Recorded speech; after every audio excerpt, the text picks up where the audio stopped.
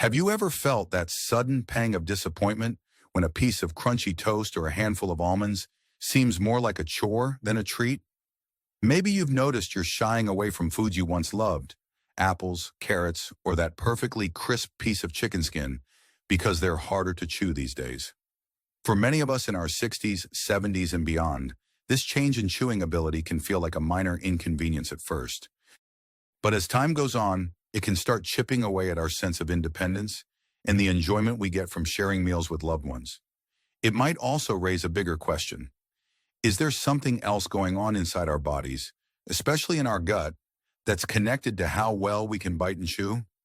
It can be tempting to dismiss this as just another normal part of aging. After all, we hear messages all the time that as we get older, our teeth weaken, our gums recede, and our jaws lose strength. But what if I told you that your ability to chew tougher foods can actually reveal a lot about how healthy your gut is? In fact, the saliva your mouth produces, the way you grind down your food, and the effectiveness of your digestive system are all closely linked. Addressing the root cause behind chewing difficulties could mean more than just feeling comfortable at dinner time. It may also bolster your digestion and nutrient absorption, enhance your energy, and help maintain your overall vitality. This isn't about trying to reverse the clock or promise miracles that wipe away every single age-related change. Rather, it's about understanding the hidden connection between your chewing strength and the health of your digestive system, and then taking practical steps that help both. When your gut is working properly, you're more likely to get the nutrients you need to maintain strong muscles, stable energy levels, and a resilient immune system. And when you can chew thoroughly and confidently, you're signaling to your body that you're ready and able to break down your food in the way nature intended. Over the next few minutes, let's explore 3 important insights about why chewing harder foods matters more than most people realize. We'll discover how your mouth and your gut support each other, why it's a mistake to simply give up on tougher foods, and how addressing posture, hydration, and even your daily routine can help you keep enjoying your meals without fear or discomfort. My experience working with older adults has consistently shown me that small but targeted adjustments can make a remarkable difference, even for people who felt they'd lost the ability to handle crunchy or dense foods years ago. If you've ever found yourself turning down fresh vegetables at a family gathering or avoiding a slice of crusty bread at your favorite restaurant, keep reading. By the end, you'll have a clear sense of how to reconnect with your body's natural chewing power and support a happier gut in the process. Before we dive in, take a moment to think about your own meals. Have you noticed yourself avoiding certain foods, perhaps without even realizing it, because they've become harder to chew? That simple awareness might be the first step toward reclaiming more independence and dignity at the dining table. The first thing to recognize is that many of us assume weaker chewing is an inevitable sign that our mouths and bodies are just getting old. But let's challenge that assumption head on. Yes, our jaws and teeth can change over time, and certain conditions like gum disease or dry mouth might become more common as we age. Yet these challenges do not automatically mean we must resign ourselves to purely soft or liquid meals. In fact, when we remove tougher foods from our diets prematurely, we could be sending ourselves down a path of reduced jaw strength, diminished saliva production, and even poorer gut health. Let's consider John, who just turned 75. A few years ago, John started noticing it took more effort to chew crunchy carrots, one of his favorite snacks since childhood. He assumed that his teeth simply weren't up to the task anymore. After a while, he stopped buying fresh carrots and switched to softer snacks, crackers that quickly disintegrated in his mouth, or canned fruits that didn't require much chewing. He thought he was saving himself discomfort and maybe protecting his teeth in the process. But then something else happened. John began experiencing bloating and irregular bowel movements. He felt sluggish after meals, even though he was eating what he believed to be safer foods. It turns out John's story is more than just a coincidence. There's a surprising link between how much pressure we place on our jaws and the quality of digestion that happens further down the line. When we chew, we break food into smaller particles that are easier for our stomach and intestines to process.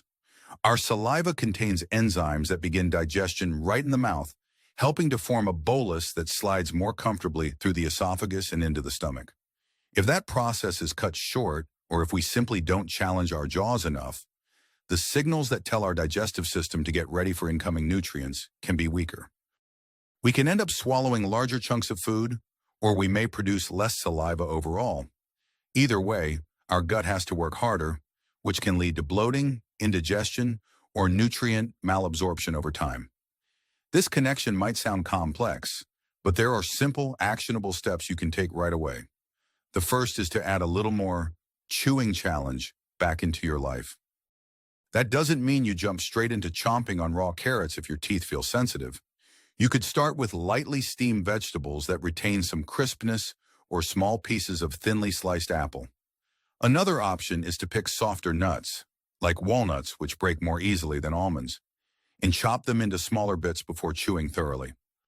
In John's case, he reintroduced carrots by grating them into salads, providing a bit of crunch but still manageable for his current comfort level. Along with gradually reintroducing texture, it's crucial to stay well hydrated. Dry mouth is a common issue for older adults, sometimes because of medications or just natural changes in saliva production. But a parched mouth makes chewing feel harder than it needs to be. Drinking water regularly, sipping, not chugging, can encourage saliva flow and keep your mouth feeling lubricated. Some people find it helpful to swish water around their mouths briefly before taking the first bite of a meal. The emotional payoff of these small steps is significant. You regain a sense of control over what you can and can't eat, instead of passively giving up the foods you enjoy. When you think about it, maintaining robust chewing ability is about more than just the ability to handle a crisp piece of toast. It's about making sure the signals between your mouth and gut remain strong, ensuring you're digesting meals as efficiently as possible. In many ways, that supports independence, not only in what you choose to eat, but also in how energetic and nourished you feel afterward. After all, better digestion often means better nutrient absorption, more stable energy, and even a stronger immune response.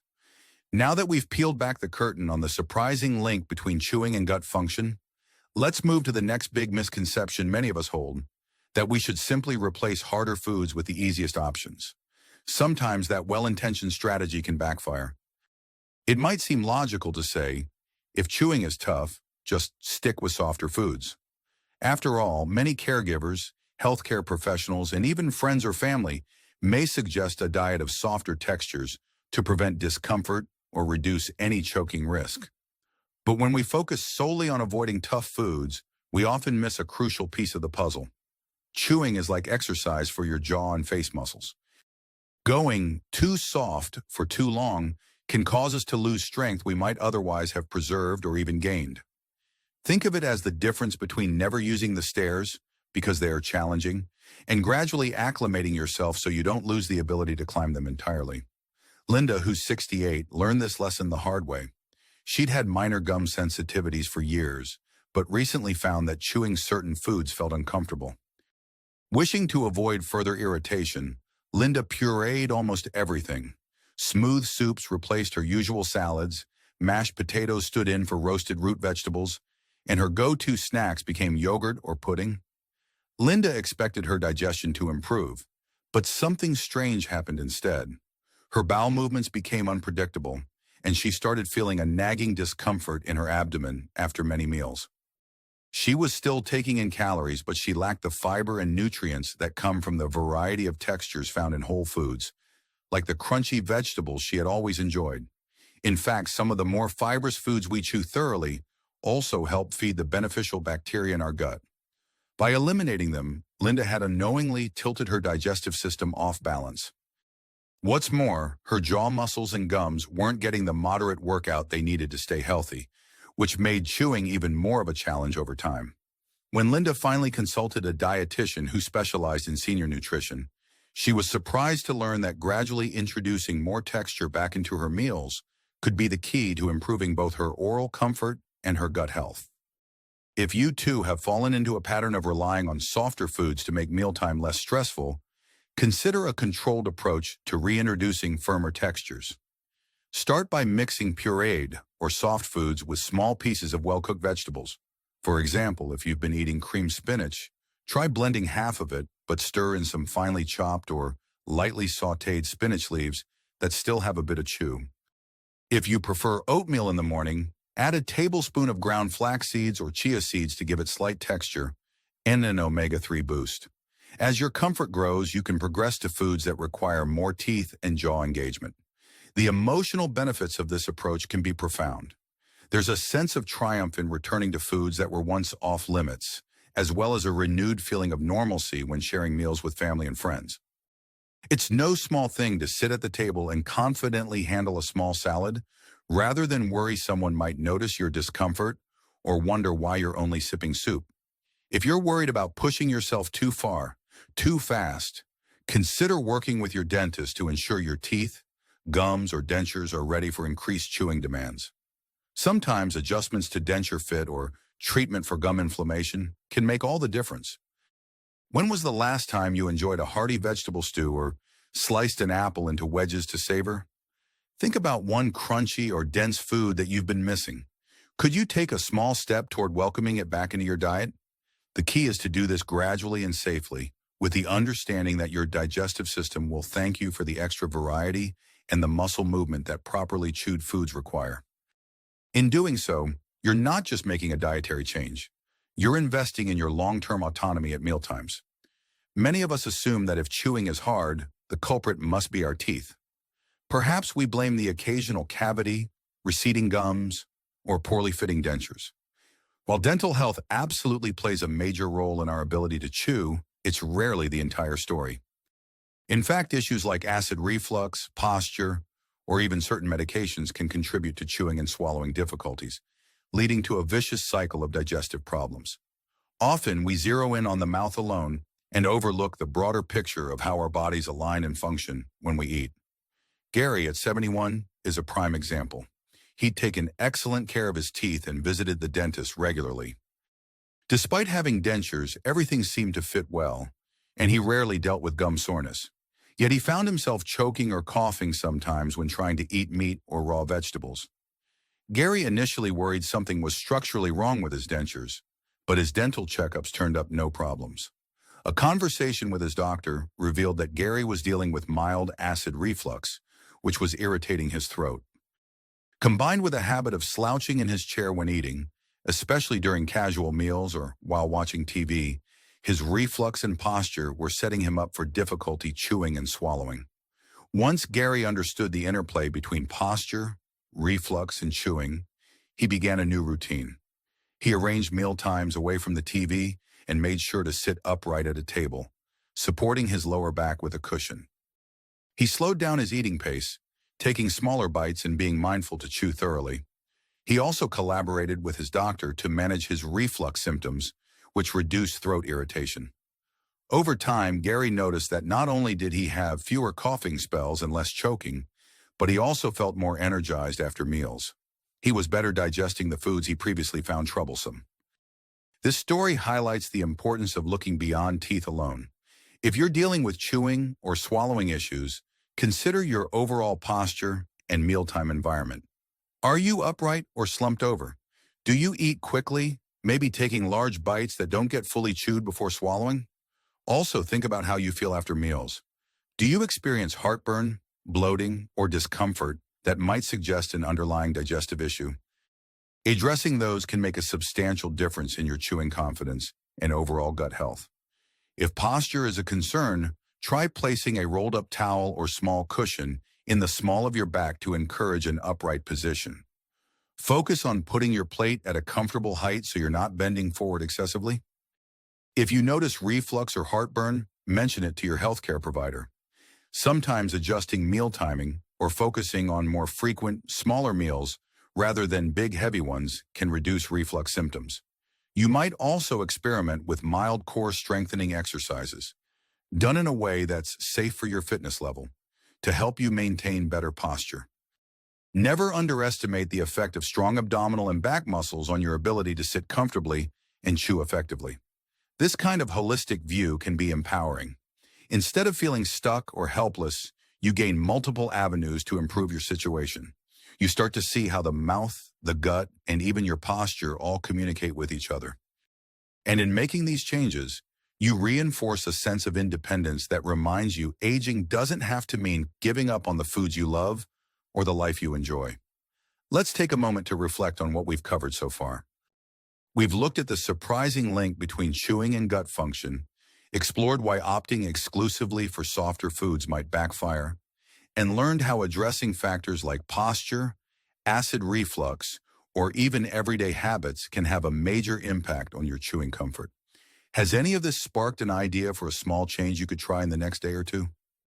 Perhaps it's noticing when you're slouching during a meal, or adding some moderate crunch back into your plate in a safe, gradual way. Maybe it's simply sipping more water between bites. These steps might seem small, but they add up to a renewed sense of control and dignity at mealtime. We've journeyed through 3 important insights that show how your ability to chew tough foods can reflect the health of your gut and vice versa. The first insight challenges the idea that declining chewing strength is inevitable, reminding us that reintroducing a bit more crunch can help our digestion in the long run. The second reveals how exclusively sticking to soft foods might exacerbate gut issues, contrary to popular belief. The third broadens our focus beyond teeth alone, highlighting posture, reflux, and other factors that tie into our chewing experience. When we consider these points together, we see a bigger picture of how mouth and gut work hand in hand, a partnership that affects not only what we can eat, but how we feel afterward. Now is an excellent time to pay closer attention to your own habits. Maybe you've been quietly resigning yourself to missing out on that crisp apple or that satisfying crunch of raw vegetables. It might feel like a small sacrifice, but in truth, these changes can slowly erode your independence and joy at the table. The good news is you don't have to settle. These 3 perspectives, bringing back moderate chewing challenges, rethinking an all-soft food diet, and recognizing factors beyond your teeth, offer practical ways to strengthen your mouth's capabilities and support better digestion. It's natural to feel a bit uncertain about trying new approaches, especially if you've had painful or frustrating experiences with hard foods in the past. But consider the possibilities that open up when you commit to small steps. Imagine biting into a fresh piece of fruit without hesitation, or comfortably enjoying a handful of nuts you thought you'd have to give up forever. Picture yourself at a family gathering, no longer worried about what's on the menu or whether you'll need special accommodations. Instead, you're present, engaged, and happy to share the same dishes as everyone else. That's not just about improving digestion or jaw strength. That's about preserving a sense of normalcy, community, and self-confidence. If you're ready to get started, there are multiple ways to take action. One simple option is to introduce just one slightly crunchy food into your meal plan this week, adjusting the texture as needed. Another is to discuss your chewing concerns with your dentist, especially if dentures or gum issues are part of your story. Sometimes a small adjustment can significantly reduce discomfort. Perhaps you want to address posture or reflux issues that have been neglected. Talk to your healthcare provider about strategies or minor lifestyle tweaks that can help. And if you feel comfortable doing so, share your experiences with friends or in an online forum. You never know who else might benefit from learning that chewing issues can be tackled rather than merely endured. Every person's journey is different, and it's important to respect your unique pace. Some will see improvements quickly, while others may need a bit more time. The key is consistent effort and a willingness to adapt. If something feels painful or too challenging, step back, reassess, and consider a gentler approach. Progress doesn't mean pushing yourself beyond your limits. It means finding sustainable strategies that make sense for you. Above all, remember that at this stage in your life, you have a wealth of experience and knowledge. You know your body better than anyone else does. By combining that wisdom with a willingness to try small changes, you can keep or even regain the ability to chew a variety of foods, thereby supporting better digestion and overall well-being. Your capacity for resilience is great, and so is your ability to make informed decisions about your health and happiness. Whether it's adding a few crisp bites to your plate or sitting up straighter during dinner, every mindful action brings you closer to a fuller, more satisfying life.